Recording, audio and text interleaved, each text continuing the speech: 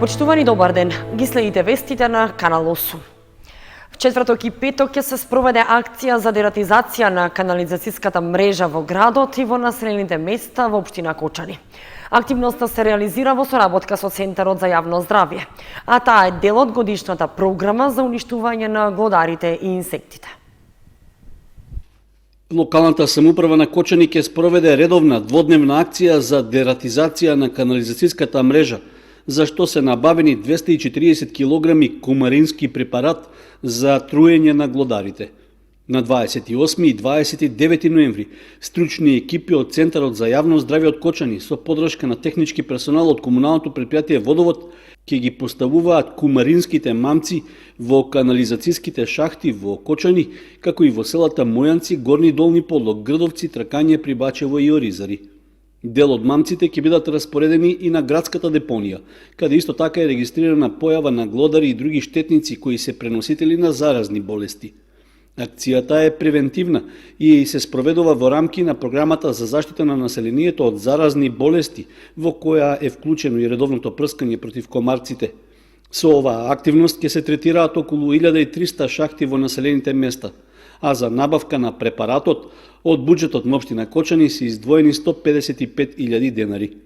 Акцијата за дератизација се спроведува токму во овој период од годината затоа што по завршувањето на жетвата на оризот вообичаено е регистрирано зголемено присуство на глодари во населените места. Инаку кумаринските мамци се специфично обоени парафинирани блокови и лесно се воочливи, поради што од општината упатуваат апел до граѓаните доколку ги забележат да не ги допираат. Во рамки на активностите за заштита и зачувување на животната средина, дрвца во дворот на градинката Павлина Велјанова засадуваат децата од најголемата група во објектот Звездички. Акцијата е дел од кампањата што локалната самоуправа на Кочани ја реализира во соработка со комуналното претпријатие Водовод.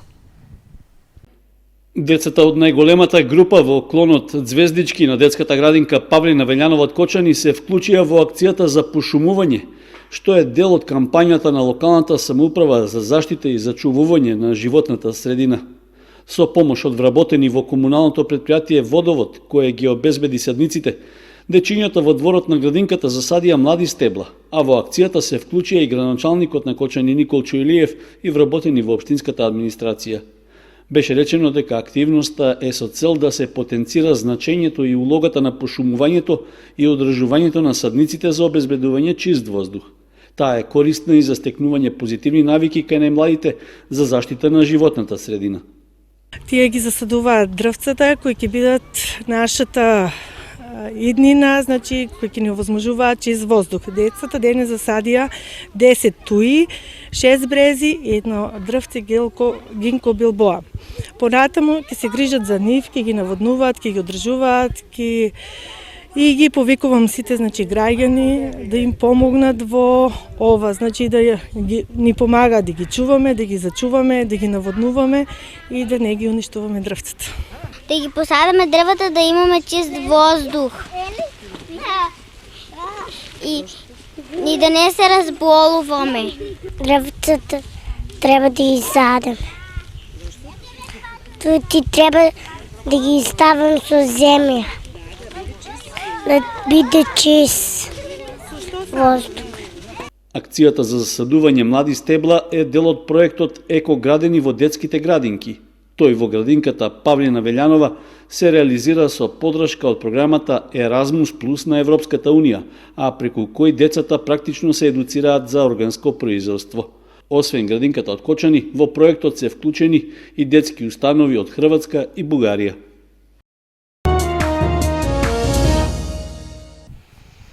Здруженијето Борка од Скопје и Комисијата за еднакви можности на жените и мажите од Кочани организираа предавање за симптомите и лекувањето на проблемите со простатата кај машката популација. Тоа е дел од активностите за одбележување на ноември како месец на машкото здравје. Солиден интерес предизвика стручното предавање за рано откривање и начинот на третман на проблемите со простатата кај мажите, што се одржа во Кочани. Организатори беа Сдруженијето за борба против сите видови рак Борка за секој нов ден од Скопје, како и Комисијата за еднакви можности на жените и мажите од Кочани. Едукативното предавање за ракот на простата е во рамки на одбележувањето на ноември, месецот на машкото здравје.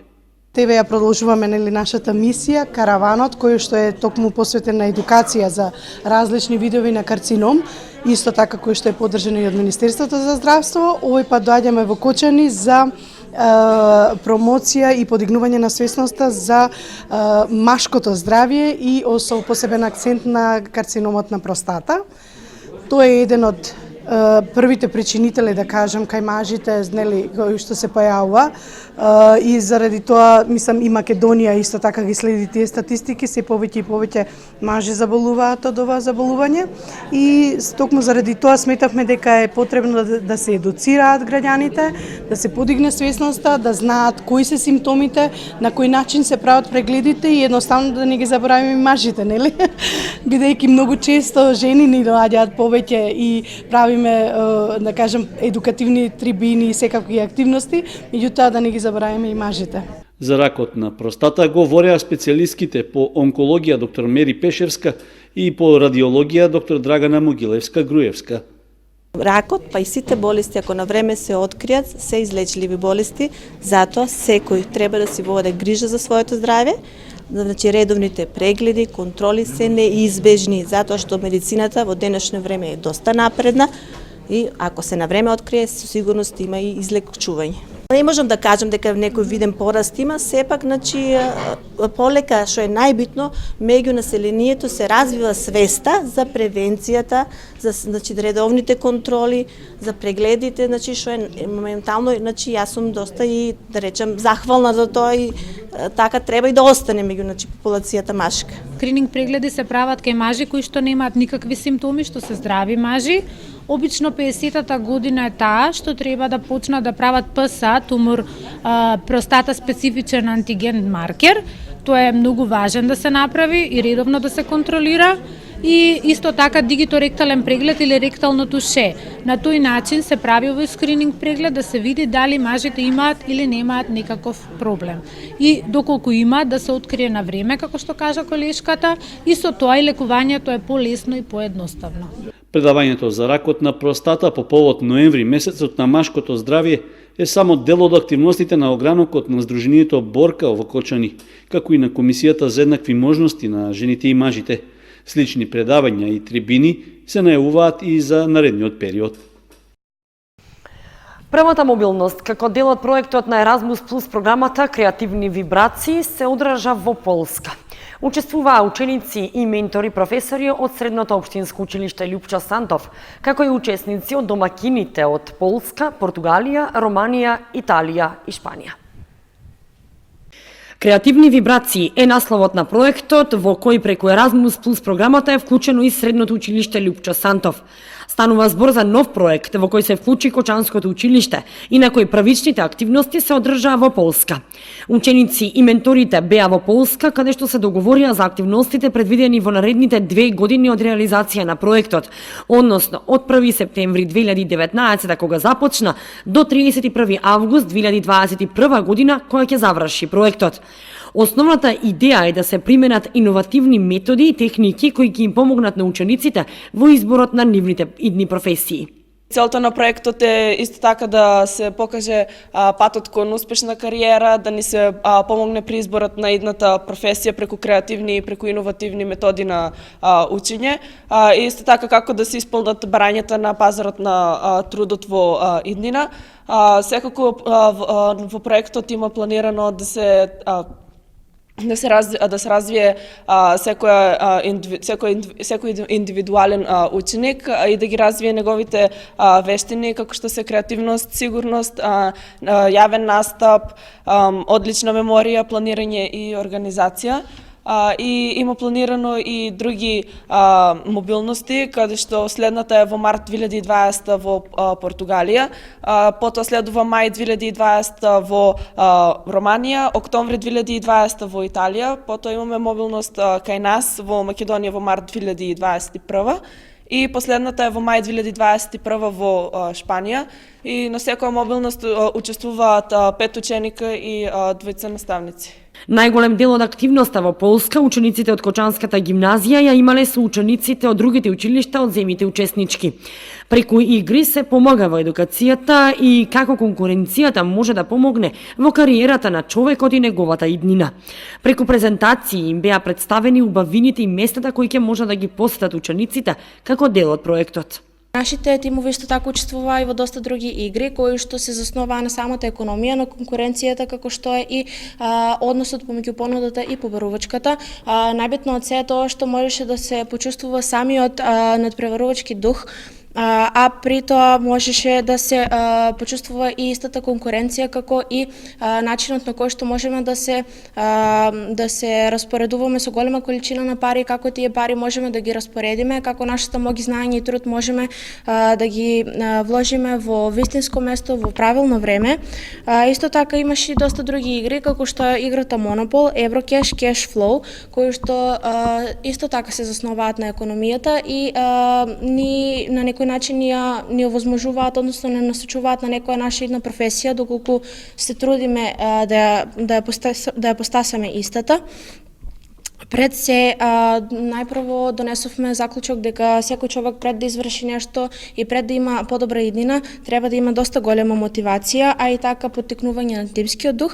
Освен тоа, голема предност ни беше и англискиот јазик, преку кој што комунициравме со другите училишта, бидејќи преку тоа осознавме до кој степен сме, колку можеме да продолжиме, запознавме доста многу луѓе и со тоа мотивот и тимската работа ни дадоа плод со кој што можеме понатаму да возможиме доста подобра иднина.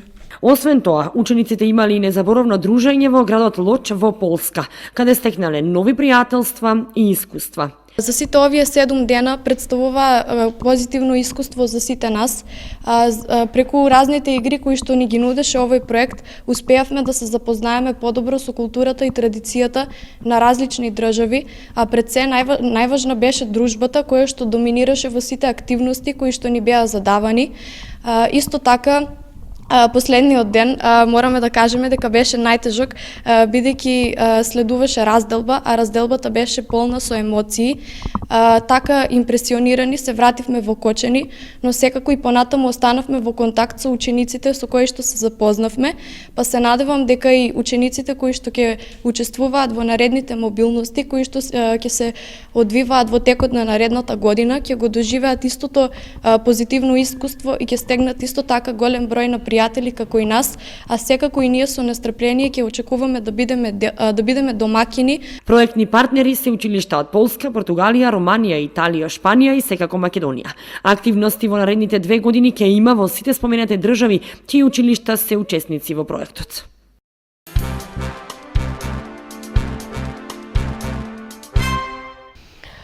Истанбул, Будва, Сараево – најбарани дестинации за дочек на новата 2020 година. Туристичките агенции со богати понуди за дочек на новогодишната ноќ. Поголем број од анкетираните граѓани на Кочани новата година ќе дочекаат во домашна атмосфера. Помладите ќе шетаат надвор од државата.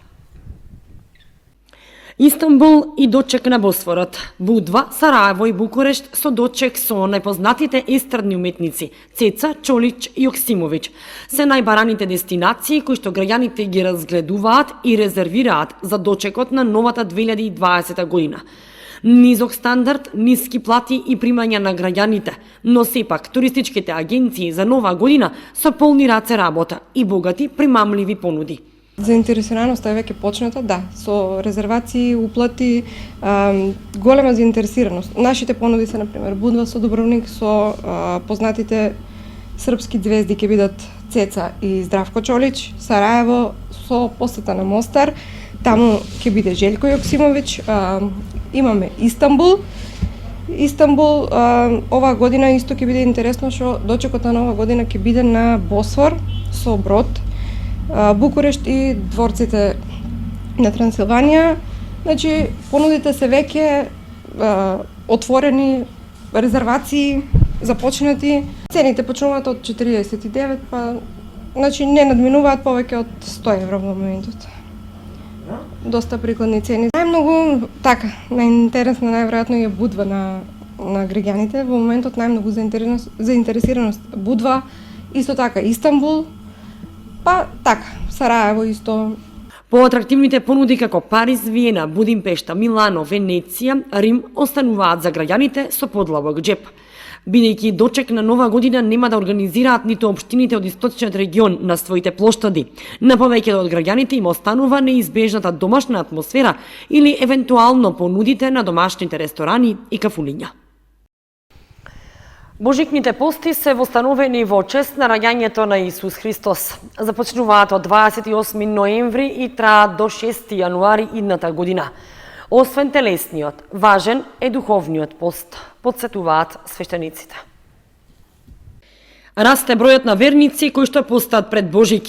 Во последно време, посебно пред големите пости, верниците се повеќе се советуваат како да постат и какви се значењето и целта на постот.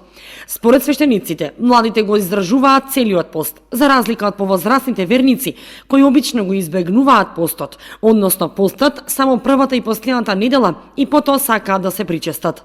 Затоа свештениците со апел да се пости според правилото на црквата, а не да се третира како диета, оти може да ја наруши вистинската смисла на бождикното празнување.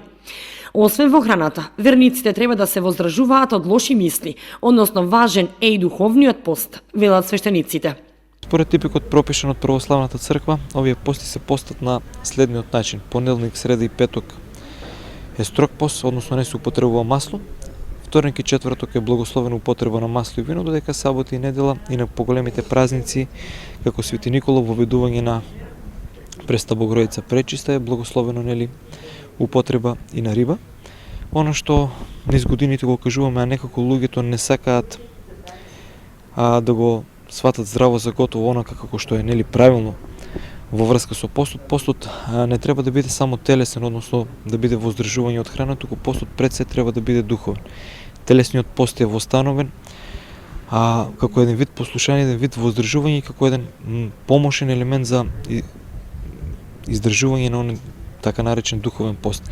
Значи, повеќе внимание да обрнат на молитвата, на добрите дела, на познавањето на себе си. Значи, постот треба да биде крунисан со светата тајна исповед, нели, за достојно да се причестиме и да го прославим Бога. Човечката душа, додава Јакон Арсовски, ослободена од лоши мисли и дела, овозможува поголема љубов кон своите блиски. Важна е и исповедта пред духовен отец, но и вистинско покаяние.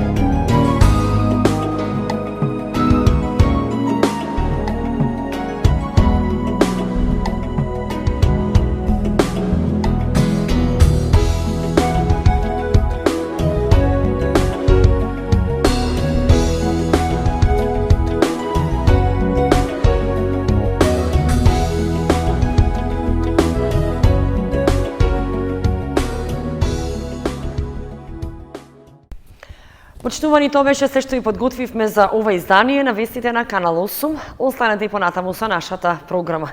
Довидување.